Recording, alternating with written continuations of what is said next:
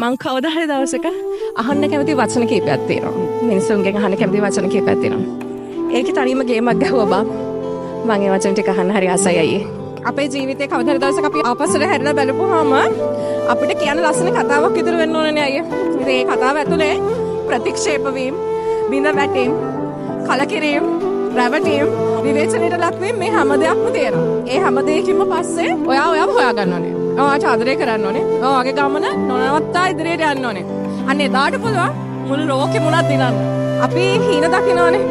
ඉතින් ඒ හීන ගොඩක් අය දකින්න නිදාගෙන ඉන්නකොටනේ.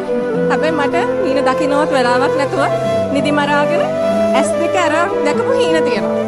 ඒ සමහරක් හීන වලින් එකක් තමයි මේ. ඒ හීන කොච්චර ලස්සනද කියනවනම් තාමත් දකින්න මේ හීනයක්ද කියලා හිතන තරමටම සුන්දරයි. එදා මං හිතාගත්ත අනිවාර්යෙන් දවසක මට පුළුවන් තාක් දුර මම්මගේ ව්‍යාපාරයක් ගෙනියනවා සහ දවසක මම එක බ්‍රෑන්ඩ් එකක් කරනවා කියලා.